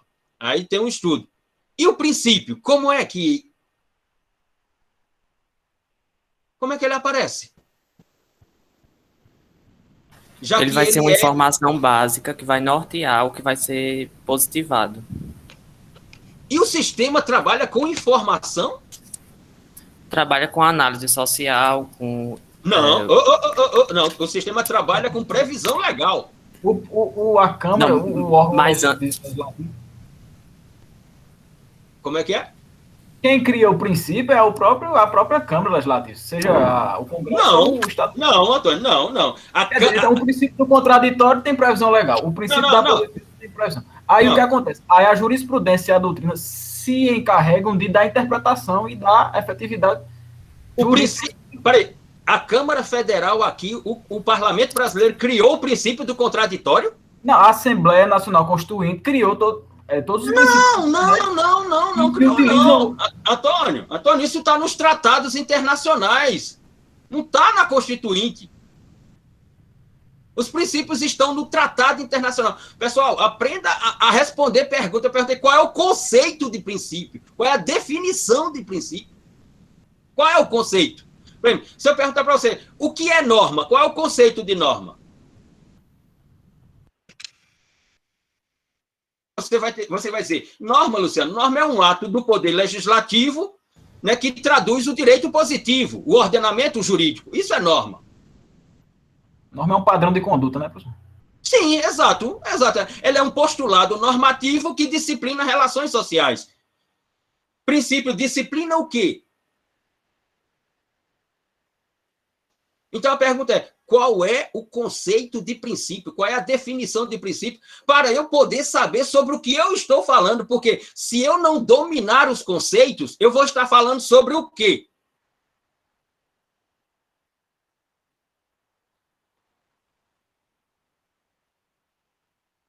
Eu vou estar falando sobre o quê, se eu não dominar os conceitos? Professor, eu acho que além do princípio, assim, de forma mais abrangente, né, que é uma fonte, como um tudo se inicia e tudo mais. Mas, acima de tudo, eu acho que o princípio ele vai servir como limite da atuação do jurista, basicamente, né? Sim, veja. A doutrina utiliza a expressão seguinte. Quando chega nesse capítulo, olha aí os manuais de processo penal. Aí a doutrina diz, existem os princípios garantidores do processo penal. Princípios garantem o processo penal? Os princípios não garantem o processo penal. Os princípios orientam os procedimentos no processo penal. Os princípios orientam a organização ou a sistematicidade de uma teoria dos procedimentos judiciais. Mas os princípios não garantem o processo penal. Se os princípios garantissem o processo penal, não teria, por exemplo, julgamento de juiz incompetente. Onde é que estavam os princípios do processo penal que não observaram que, no caso da investigação Lava Jato, aquele juiz era incompetente? Então, os princípios garantiram o quê? Eles garantiram o quê?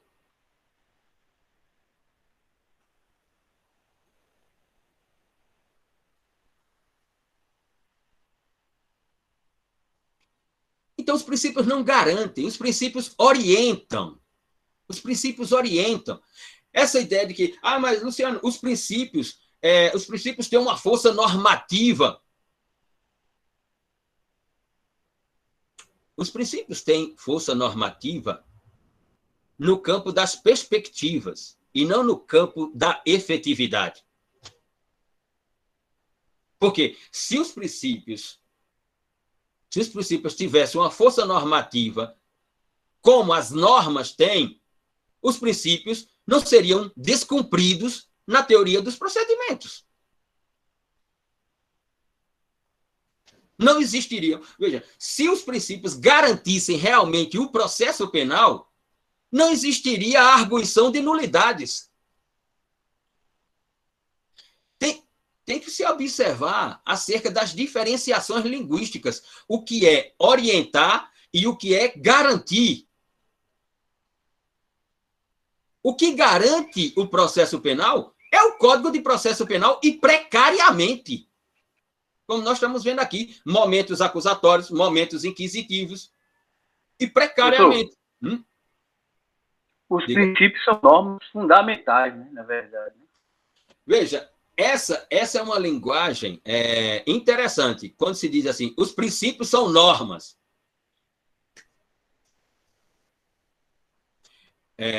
O que estou querendo dizer é que saia do campo da interpretação superficial desses manuais preparatórios para concurso. Vai fazer você ficar batendo carimbo durante 25 anos da sua vida. Se eu digo que princípios são normas, eu posso dizer assim, existem princípios com status de norma, ou existem princípios, e todos os princípios têm expectativa de força normativa, mas que não têm a mesma força normativa de um dispositivo positivo, como é uma lei. Eu posso dizer, Luciano, o princípio do contraditório, ele é garantidor de um processo penal acusatório. Quantos processos não estão sob discussão da ausência do contraditório, do cerceamento de defesa por parte do juiz? Então, como é que o princípio garante o processo penal? Se há sempre uma acusação por parte da defesa técnica de cerceamento de defesa. Então, onde estão os princípios?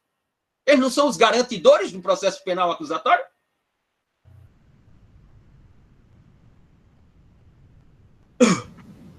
No caso, mas aí cabe ao magistrado a observância do princípio, no caso concreto, né? Porque, quer dizer, se o magistrado deslumbrar que aquele procedimento não está obedecendo ao princípio do contraditório, ele tem o dever de repreender a acusação. Sim. Então, o princípio tem efetividade normativa, ele só não é observado, né, no caso concreto. Ele não pode, o juiz não pode decidir pela, vou dizer assim, a anulação do processo em virtude da inobservância do princípio do contraditório, por exemplo. O juiz pode, não pode? Pode. E quando é que você vê o juiz fazendo isso? Dificilmente, mas assim, ele tem essa possibilidade, ele tem essa faculdade. Ele tem esse dever, na verdade, né?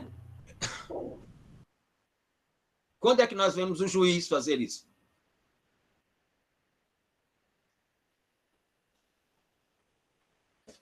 A pergunta foi uma pergunta simples, pessoal. Qual é o conceito?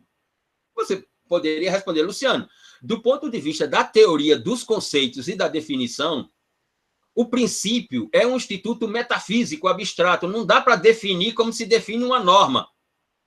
Pronto.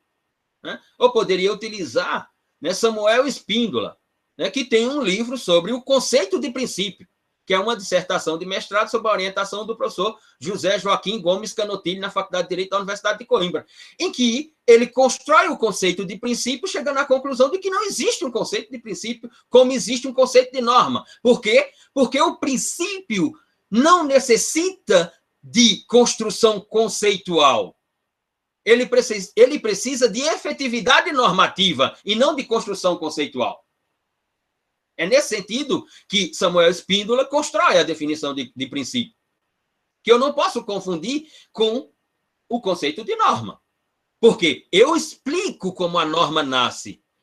Novamente, a expressão de Kelsey, legitimidade pelo procedimento. Eu olho o procedimento pelo qual nasceu a norma e eu digo qual é o conceito. Eu digo que ela é uma norma estadual, eu digo que ela é um decreto, eu digo que ela é um decreto-lei e explico por que é um decreto, por que é um decreto-lei, por que é uma norma municipal, por que é uma norma estadual, por que é uma norma ordinária federal, por que é uma lei complementar, por que é a Constituição. Mas eu não digo como surgiu o princípio. Ou seja, qual é o conceito de contraditório? Não há uma definição moldurada de conceito de contraditório. Eu poderia construir, e deve-se construir, diferenciação entre o que é, por exemplo, ampla defesa e plenitude de defesa. Aí há uma diferenciação. Há uma diferenciação, inclusive, a partir da previsão normativa sobre amplas. Mas a ampla defesa é um princípio. A plenitude de defesa é outro princípio, muito mais além da ampla defesa. Eu posso construir uma diferenciação. Eu estou querendo fazer onde você pode chegar no campo das conceituações. Em que estágio cognitivo você pode atingir para a produção do discurso? Lembre, você tem que produzir discurso. Seja você, no exercício do direito, numa função acusatória, vai produzir discurso. Seja na posição de defesa técnica, vai produzir discurso. Não tenha dúvida. Agora, há um dado inequívoco, que no campo da defesa, aqueles princípios que atentam ao campo da defesa técnica, todos eles são princípios com características garantistas. Não com efetividade garantística, ele não vai garantir nada. Mas todos os princípios relacionados à defesa são princípios com características garantistas. Ou seja, em qual sentido garantista? No sentido de ser aplicado, no sentido de ser efetivado para evitar o exercício do ius puniendi pelo Estado. Para evitar o ius puniendi. Para evitar o poder de punir. Por isso que eles têm uma perspectiva garantista. Garantista do quê? Garantista do principal bem no campo processual, à luz das penas previstas que um réu, um acusado tem. Garantista no sentido da preservação da liberdade. Para evitar-se, portanto, a perda dessa liberdade. Ora, então, nós temos os princípios processuais penais. Os princípios processuais penais que dão ordem. Inclusive, eu mandei um arquivo para vocês, né, que é uma ordenação, né, eu vou dar esse nome aqui, que é uma ordenação de todos os princípios no processo penal, né, produzido por uma publicação do Supremo Tribunal Federal. E está lá o rol dessa ordenação de princípios, publicada pelo Supremo Tribunal Federal. Nesse sentido, que eu mandei a publicação para que pudessem dar uma olhada, leem todos os princípios, mas quando nós chegássemos a esse tópico, não pedi para que pudessem ler antes. Desculpe aqui, José Victor tinha colocado. Alex se compreende como mandamentos de otimização. Veja, essa é uma expressão utilizada por Robert Alex, mandamentos de otimização. Veja, ele não fala em efetividade, ele não fala em garantia, ele está falando lá na sua ideia de teoria dos direitos fundamentais. Teoria dos direitos fundamentais para Alex, né? Teoria dos direitos fundamentais, seu livro da Teoria dos Direitos Fundamentais, mas também já está lá, tem um capítulo também na sua tese, em um dos seus trabalhos de doutorado, numa publicação sua, que é a Teoria da Argumentação, né? Tem um capítulo sobre os princípios, né? Mas na sua Teoria dos Direitos Fundamentais, ele expande a argumentação, digamos assim. Alex utiliza mandamentos de otimização, e aí você, eu, todos nós, temos que fazer o quê? Temos que dar uma olhada no que é que Alex quer dizer com a palavra otimização. Mandamento, nós sabemos, mandamento tem força condutora, tem força determinativa, tem força normativa. Então, eles são mandamentos determinativos ou eles são mandamentos de otimização? Otimização aqui quer significar o quê? Para o pensamento de Robert Alex, na Teoria dos Direitos Fundamentais.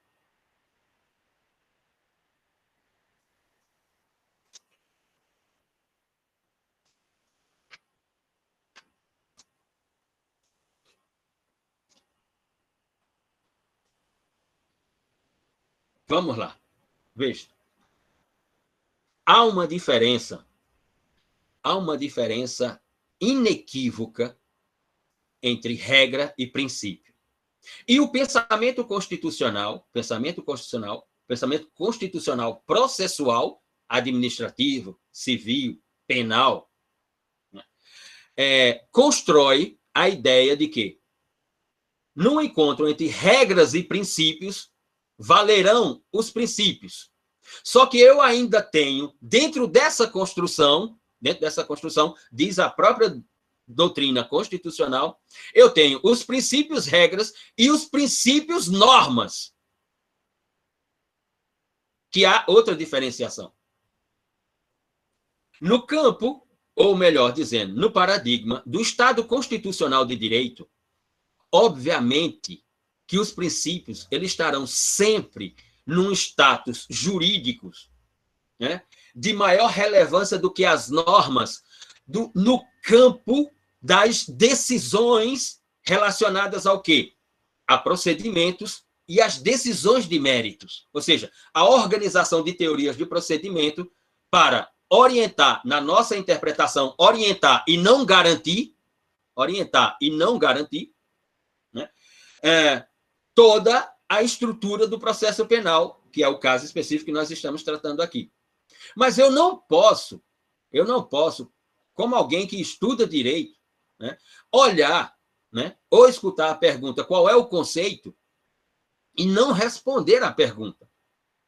Veja, se eu sei qual é o conceito de norma, eu também tenho que ir para o campo dos princípios para saber qual é o conceito de princípio, para saber qual é a dialética conceitual acerca dos princípios. Qual é a dialética que existe no campo da formulação dos conceitos dos princípios?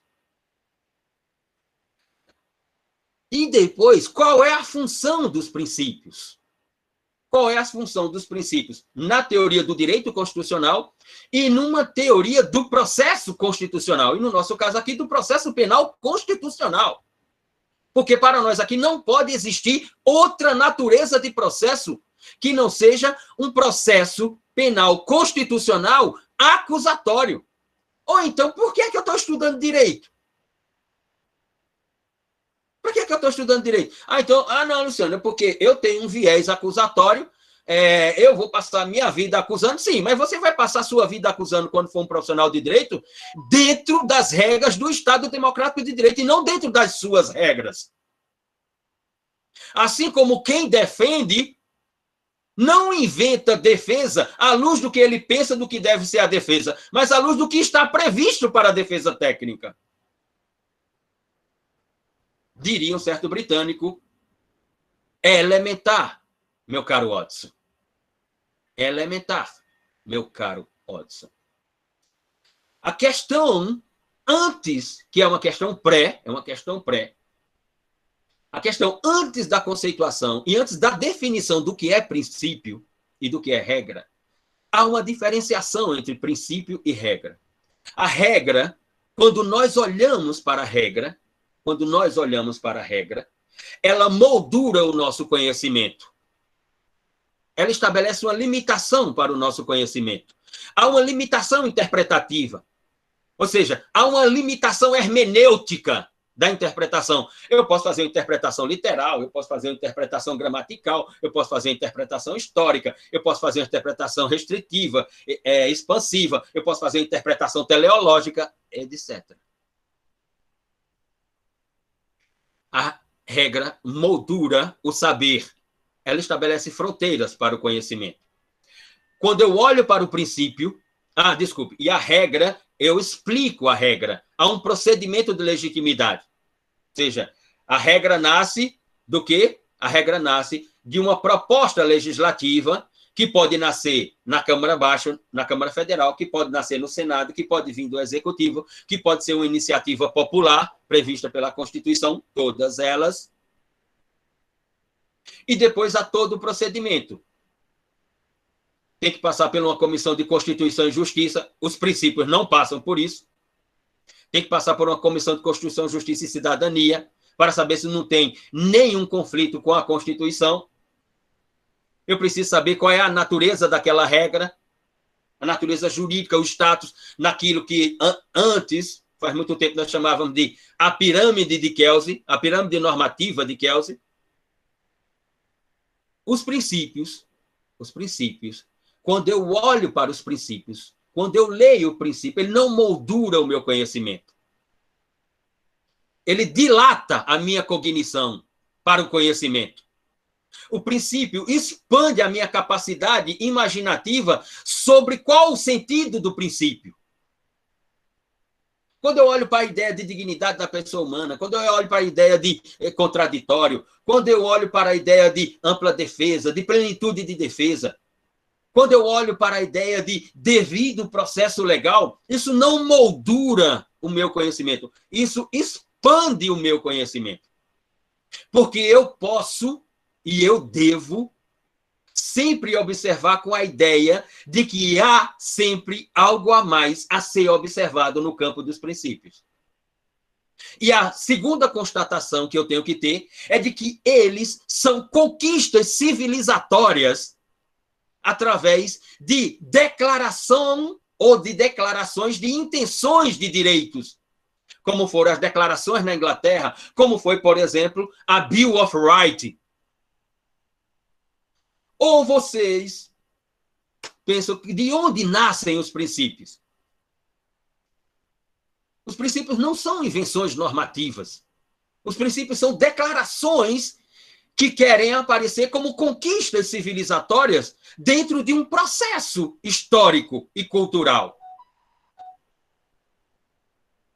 Então, quando nós estamos aqui a falar dos princípios do processo penal, eu tenho que voltar meus olhos para o direito inglês e saber, lá no direito inglês, a partir de 1213, é que começaram a aparecer os princípios? A Daulécio, professor, os princípios flutuam sempre ao redor das normas. Eu penso que essa é uma ideia interessante. Eu diria mais, Daulécio, eu diria que os princípios não apenas flutuam em torno das normas, mas os princípios eles estão sempre observando a estrutura normativa como uma estrutura limitada do direito. Como uma estrutura sempre limitada do direito. E vai, Adalércio. Poderíamos dizer que os princípios são inatos à sociedade, eles mudam de tempos em tempos, de cultura em cultura.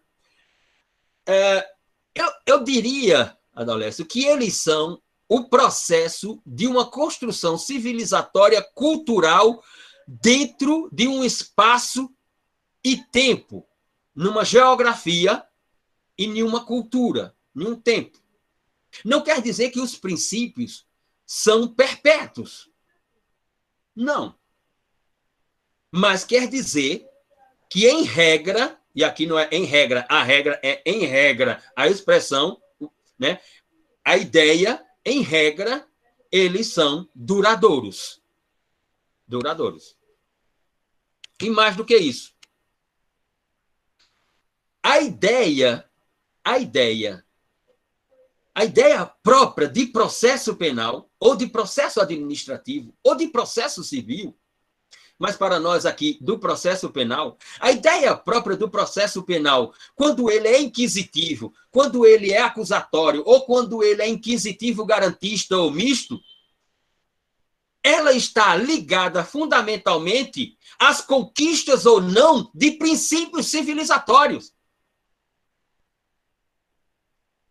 Um processo inquisitivo demonstra que a luta civilizatória por princípios que pudessem orientar o poder de punir, naquele momento, da igreja e do príncipe, ela foi sucumbida.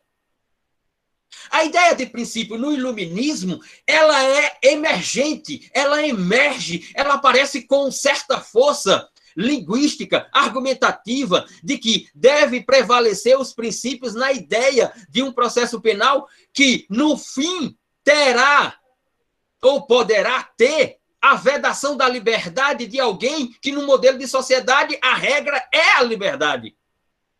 E que os princípios têm que orientar para garantir, se é que eles garantem, aqui eu estou no discurso da doutrina, os princípios que visam garantir, que na nossa interpretação só orientam, os princípios não garantem absolutamente nada, mas eles têm a função de orientar ou de garantir uma ideia final de ou limitar, como diz Eugênio Raul Zaffaroni, ou limitar, ou como diz Rafael de Jorge, evitar o exercício do ius puniendi pelo Estado. Ou seja, o poder de punir ou a utilização da prisão para tirar a liberdade de alguém.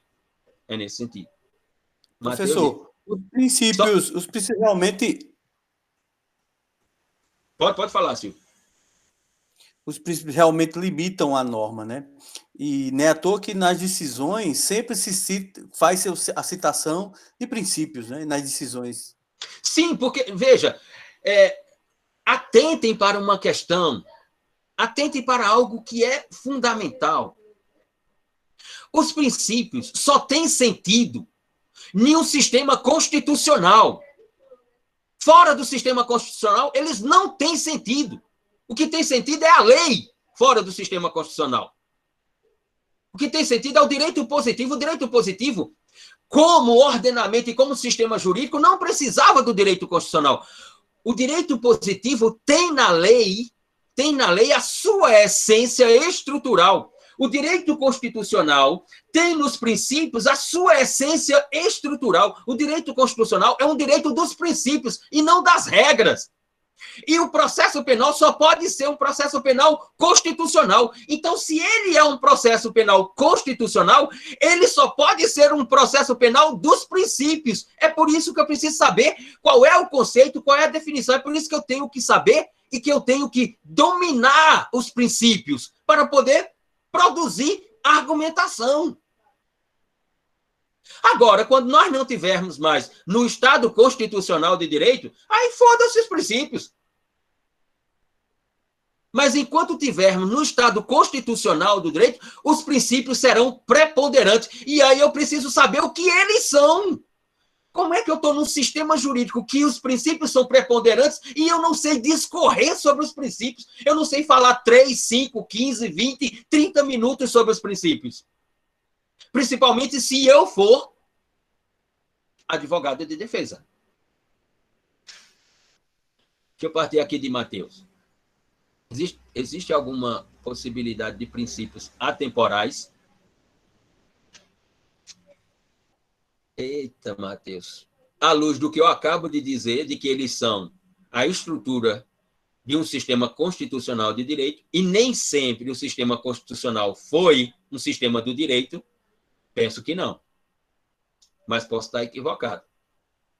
Eu penso que os princípios atemporais, se existem, eles são de ordem teológica, de ordem da religião, mas não do direito, mesmo do direito constitucional. Os princípios são uma espécie de moral social existente no ser humano. Agostinho diria que são a lei moral de Deus no homem. Gosto das definições teológicas. Santo Agostinho, né? Tudo bem. Santo Agostinho é interessante porque ele sai de advogado para santo, né? Era um orador excepcional, mas era um pecador inveterado, mas não era cristão. Não era cristão, né? E depois se converte ao cristianismo. E tem, né, no seu livro Cidade de Deus a ideia extraordinária sobre o sentido, né, do mundo moderno, digamos assim. Final do mundo medieval, depois o mundo moderno. Eu não sei, Adalécio, se os princípios são uma espécie de moral social existente. Eu diria que os princípios são... primeiro, eles surgem em função de necessidades civilizatórias, ou seja, quando alguém está numa posição de muita dificuldade, né, e que precisa dar passos civilizatórios. Aí, então, nascem os princípios. Né? Que é o caso, por exemplo... eu poderia aqui dizer o contraditório, um deles, no campo processual. Né? A ideia da plenitude de defesa é outra. Né? A ideia da ampla defesa é outra. O princípio da produção de provas lícitas ela é uma necessidade. É uma necessidade que nos conduz a conquistas civilizatórias. Ou seja, é necessário não haver, dentro do processo, provas em que a produção para a condenação foi ilícita. E aí, a ideia de só haver produção lícita para a prova que conduz à condenação dentro do processo, ela se torna uma conquista civilizatória. E aqui, pessoal, para concluir por hoje, quando eu falo conquista civilizatória, não estou me referindo unicamente ao réu, ao acusado, ou aquele que já está condenado e é um apenado agora. A conquista civilizatória aqui é para todos. Deve ser e é uma conquista civilizatória para a reinvenção do Estado, para revermos, né, o poder do Estado e limitarmos o poder do Estado. A conquista civilizatória ela é também para a acusação, quando poderá fazer acusações e adentrar ao processo penal dentro de uma ideia de uma ordem constitucional. E, obviamente, ela é para a defesa. Então, a ideia de conquista civilizatória é para todos, no caso aqui específico do nosso estudo, que é o processo penal, ela é a conquista civilizatória para todos que estão na cena denominada de processo penal. Não é só para o réu. Não existe conquista civilizatória só para o acusado, para o réu, para o indiciado, para o investigado. Não, a conquista civilizatória é para todos. Ou seja, o disciplinamento do procedimento de acusação, por exemplo, cabe a prova a quem acusa. Essa é uma conquista civilizatória da acusação. A inversão do ônus da prova para determinados casos processuais, a inversão do ônus da prova, ou seja, de não ser a acusação, mas aí sim o réu ter que demonstrar que ele é inocente e não a acusação demonstrar, ou o réu demonstrar de que aquilo que está na acusação não corresponde a uma verdade, e aí o ônus da prova ficar com o réu, como, por exemplo, no campo denominado de patrimônio do acusado, patrimônio do indiciado, patrimônio do investigado, patrimônio do réu, a inversão do ônus da prova, que eu sou totalmente favorável, principalmente no que se refere a crimes contra a ordem tributária, crimes contra a ordem econômica, crimes contra o sistema financeiro nacional. Sou totalmente favorável à inversão do ônus da prova. Entendo que essa é uma conquista civilizatória que abrange a todos, abrange a acusação, abrange a defesa, o réu, abrange ao julgador no momento de prolatar a decisão judicial e abrange a produção legiverante pelo Estado, no sentido de organizar o ordenamento jurídico.